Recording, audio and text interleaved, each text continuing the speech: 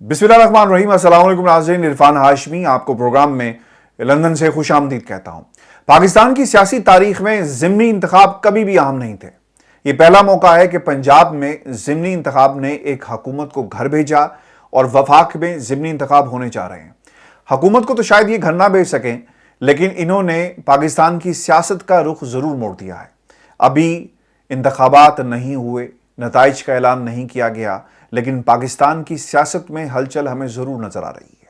Surveys क्या कहते हैं, इमरान खान कहाँ पर खड़े हैं और 7 हलकों के नताइज क्या होंगे, इस पर तफसील से बात करेंगे। और व्यूअर्स, सबसे अहम सवाल कि अपनी अपनी जमात के हैवी वेट्स इन इंतखाबात में लापता क्यों हैं और उन्हें क्राउड पुल करने के लिए और इंतखाबी मुहिम में क्यों नहीं उतारा गया, ये कहानी भी आपके सामने रखेंगे। और फिर इमरान खान ने 16 अक्टूबर के इंतखाबात को कौमी रेफरेंडम क्यों करार दिया, और फिर एक इंतहाई अहम फैसला किया गया है इमरान खान साहब की तरफ से कि अगर इक़्तिदार उन्हें मिला तो वो किस किस्म की हुकूमत चाहते हैं। और फिर व्यूअर्स, आपको ये बताएं कि लॉन्ग मार्च के दौरान कोई अदालत नवाज शरीफ का केस क्यों नहीं सुनेगी, इसके पीछे मंतक क्या है, और कौमी सलामती कमेटी का इजलास, एपेक्स कमेटी की तश्कील और नेक्टा को फाल करने का फैसला किया गया है उन हालात में जब सवात के हालात सही नहीं है, लोग सड़कों पर आ गए और वहाँ पर अमन व अमा की सूरत हाल को बेहतर बनाने के लिए हुकूमत कुछ नहीं कर रही, लेकिन सियासत ज़रूर कर रही है और केपी गवर्नमेंट को आड़े हाथों लिया जा रहा है। ये मामला क्या है?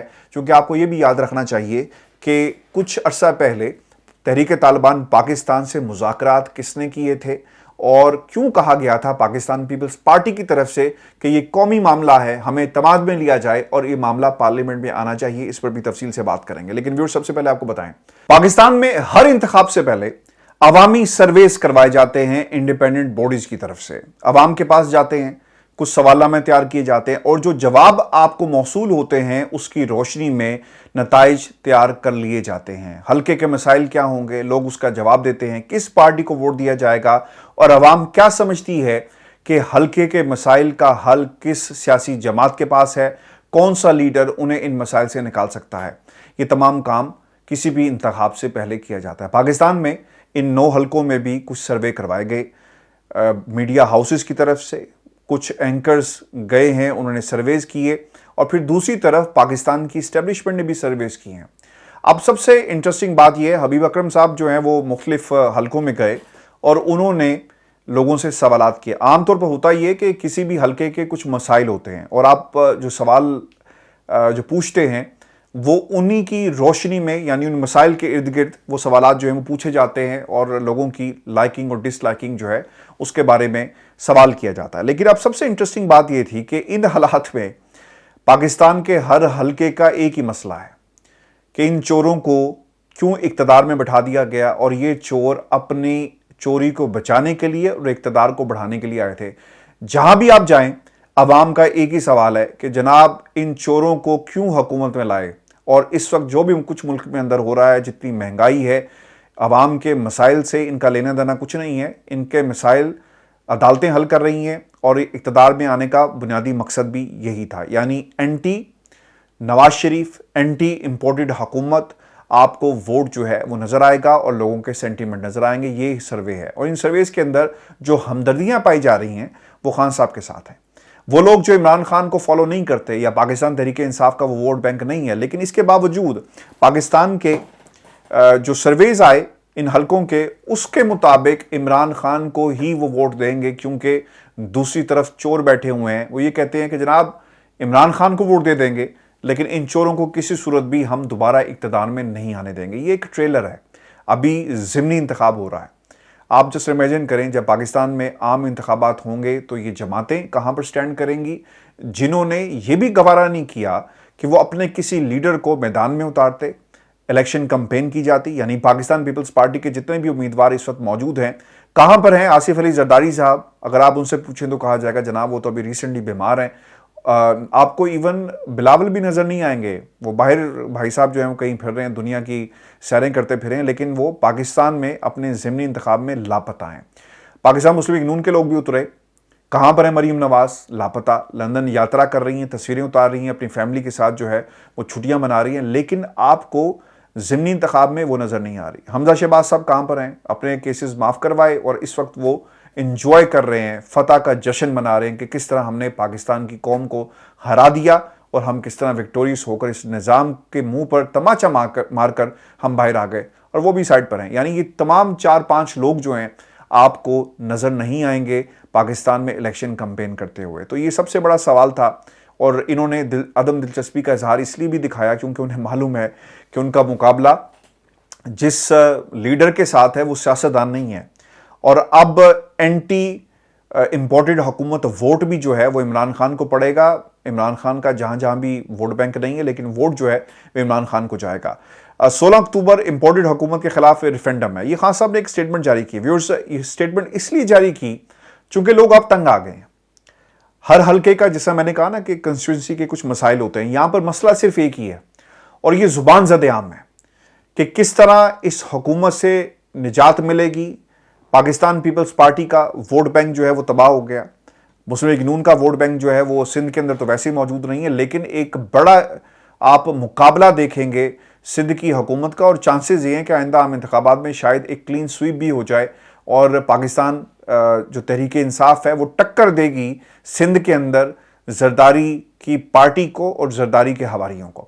آپ کو بتاتے چلیں، خان صاحب نے آج ایک جملہ کہا. وہ کیا کہتے ہیں کہ جیسا اقتدار ابھی ملا، اگر ایسا ملا تو حکومت قبول نہیں کروں گا. اس کے پیچھے نا ایک پوری کہانی ہے، اور خان صاحب نے اس کا ایک جواب بھی دیا. آج آپ کراچی میں موجود تھے اور آپ کی 4 ملاقاتیں ہوئی جلسے سے پہلے. آپ وکلا سے بھی آپ نے خطاب کیا، کچھ صحافیوں سے بھی آپ ملے، اور اس کے علاوہ آپ کی ملاقات جو ہے وہ بلدیاتی نمائندوں سے بھی ہوئی، اور انہوں نے اپنے مسائل جو ہیں وہ عمران خان صاحب کے سامنے رکھے. اور یہ تینوں جو پلرز ہیں، جو طبقات ہیں، ان کا پاکستان کی سیاست میں ایک بہت اہم کردار ہے. خان صاحب نے جو ایک جملہ کہا کہ اقتدار اگر ہمیں دوبارہ ملا تو ایسی حکومت نہیں بنائیں گے، اس جملے کو لے کر بہت زیادہ جو ان کے مخالفین تنقید کر رہے ہیں. وہ یہ کہتے ہیں کہ آپ تو کہتے تھے کہ پاکستان کی فوج ہمارے ساتھ کھڑی ہے، آرمی چیف ہمارے ساتھ کھڑے ہیں اور ہم سب ایک پیج پر ہیں، اور ایک پیج کیسے پھٹ گیا.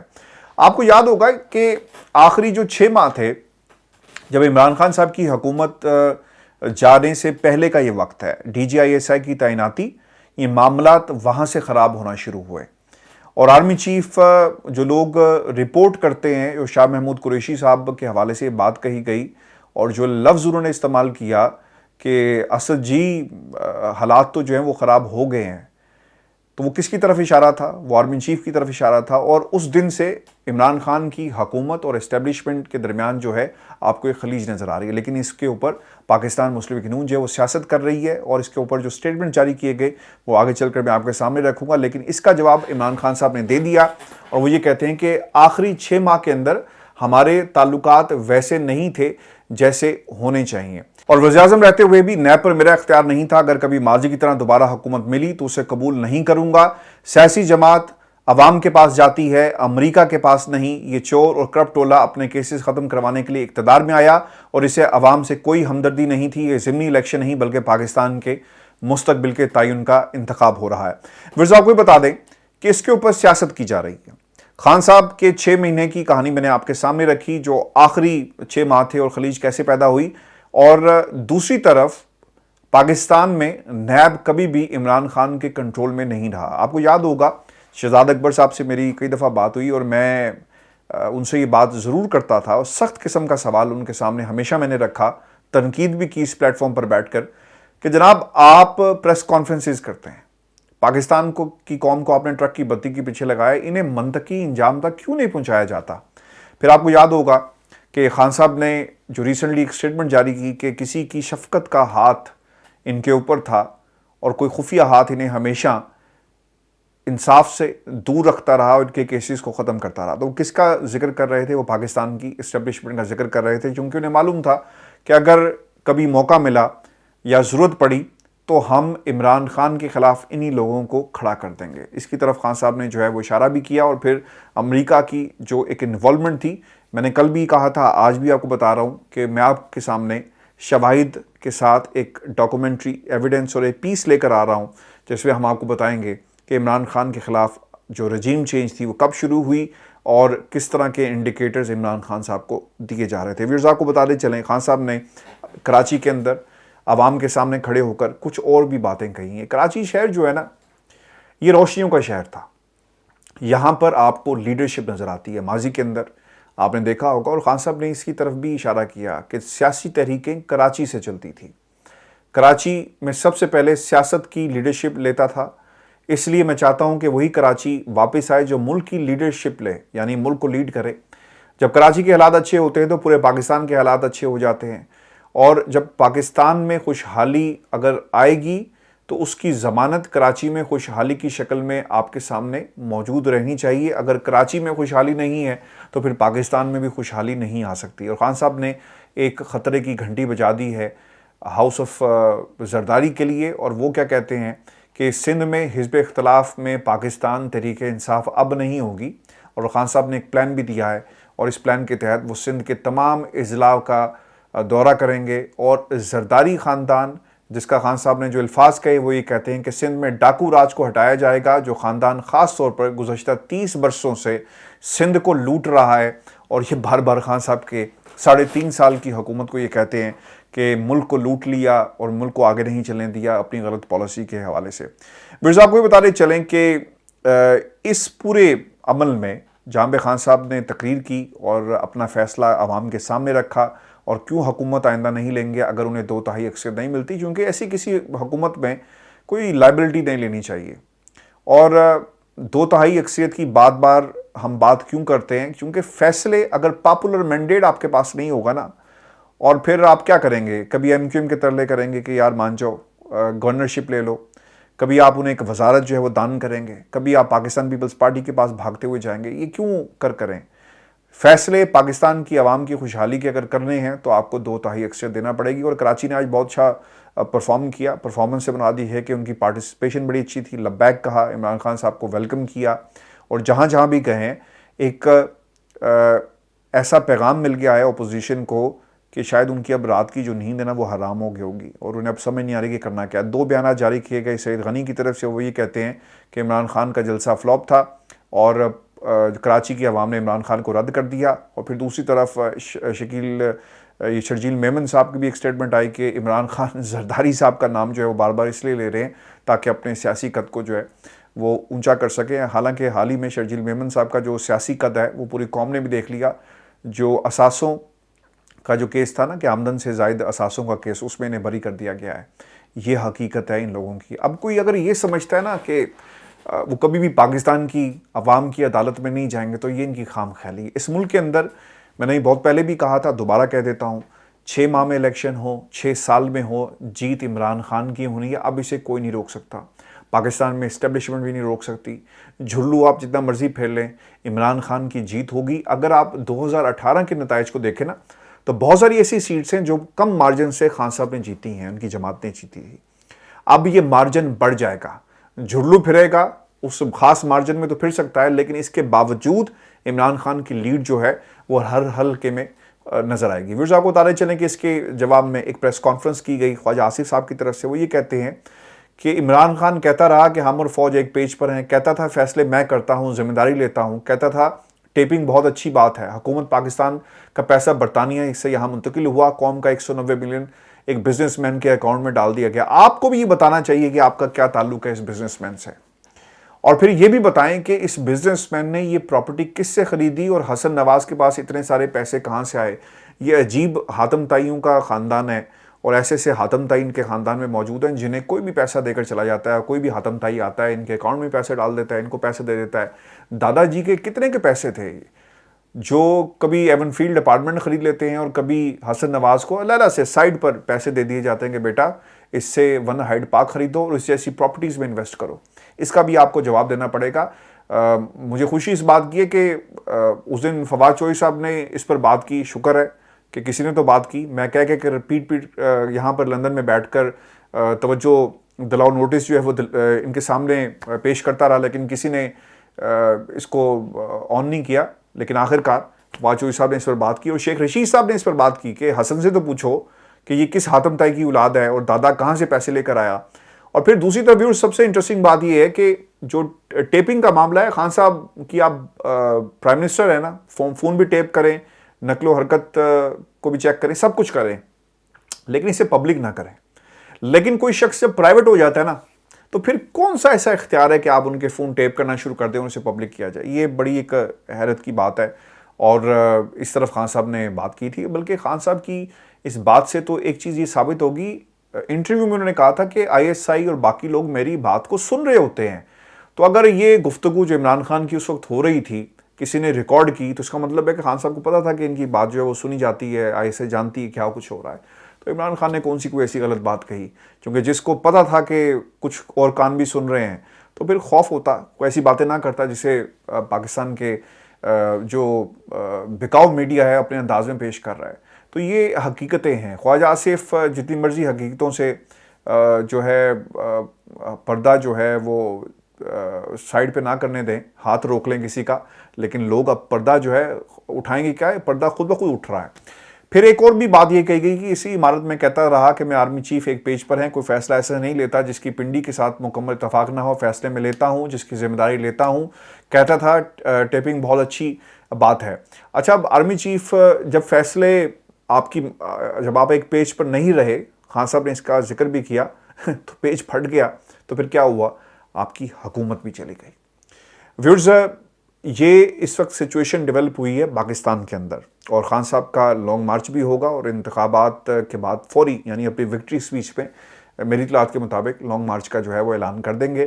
اور میں آپ کو یہ بھی بتا دوں کہ کچھ چیزیں جو خان صاحب نے اپنے اس لانگ مارچ کے حوالے سے کہی، اور کراچی کے لوگوں سے ایک سوال کیا، ایم کیو ایم سے سوال کیا کہ اب یہ بتایا جائے کہ جو گجر نالہ ہے، کون سی دودھ کی نہریں جو ہیں یہاں پر بہہ رہی ہیں، اور کتنی یہ جو مافیاز تھے، کیا مافیاز ختم ہو گئے، ایم کیو ایم کے کیا مسائل حل ہو گئے. یہ خان صاحب نے سوال کیا ہے، کیونکہ آپ کو یاد ہوگا ایم کیو ایم نے جب حکومت سے الگ ہوئی تو یہ اعلان کیا تھا کہ جناب ہماری بات نہیں مانی جاتی، ہمارے مسائل کا حل نہیں ہو رہا. اور پھر آپ کو یہ بھی یاد ہوگا کہ ایک راہ فرار تلاش کرنا تھی اس حکومت سے جان چھڑانے کے لیے، کیونکہ جب آپ عام انتخابات میں جاتے ہیں نا تو پھر آپ کا اپنا بیانیہ چلتا ہے.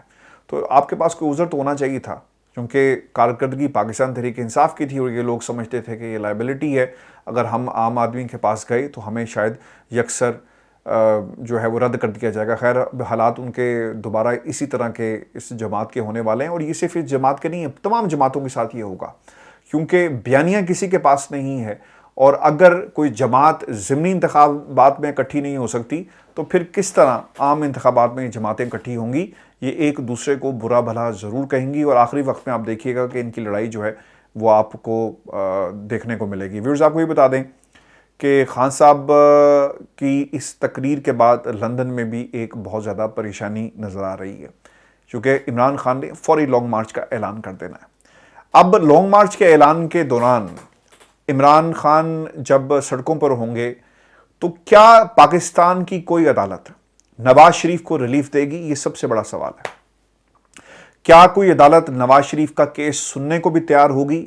یہ اس وقت جو ہے سوچا جا رہا ہے. اور کس عدالت سے ریلیف لینا ہے؟ چونکہ پریشر بلٹ اپ ہو رہا ہے نا. خان صاحب تو باز نہیں آتے، اور جو ان کے ارد گرد لوگ ہیں وہ بھی باز نہیں آتے. وہ یہ کہتے ہیں کہ فلاں جج نے ریلیف دیا، فلاں عدالت سے ریلیف ملتا ہے. پھر عمران خان لانگ مارچ میں ججوں کے نام لے کر یہ کہیں گے کہ کون کون سا جج انوالو رہا. اگر اس ملک کے اندر آپ نے اسٹیبلشمنٹ کا نام لے لیا، جب آپ نے سیاسی جو لیڈرز ہیں وہ آرمی چیف کا نام لے رہے ہیں، تو پھر کسی جج کا نام لیتے ہوئے کیا مسئلہ بنے گا؟ لوگ سڑکوں پر ہوں گے اور عمران خان صاحب نام لے رہے ہوں گے.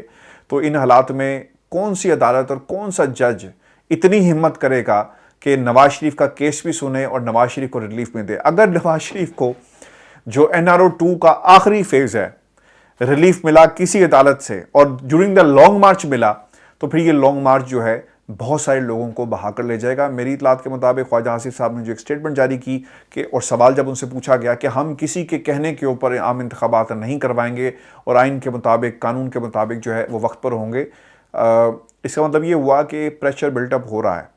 اور پاکستان مسلم لیگ نون میری اطلاعات کے مطابق بلیک میل کرے گی اسٹیبلشمنٹ کو اس نقطے کے اوپر کہ اگر تم نے انتخابات کی ہمارے سے بات کی تو ہماری اس بات کو مانو.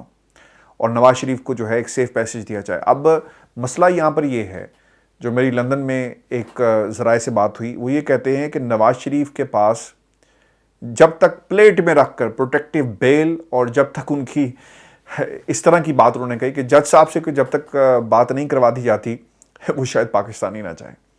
یعنی اس قسم کی شورٹی ہونی چاہیے, اور جج کہے میاں صاحب آ جاؤ تانوں اسی ریلیف دوانگے. اور یہ ویورز اس وقت لندن میں ہو رہا ہے. اپنے کمنٹس بھیجیے گا, چینل کو ضرور سبسکرائب کریں, اور اگلی ویڈیو میں انشاءاللہ آپ سے ملاقات ہوگی. اجازت دیجیے, اللہ نے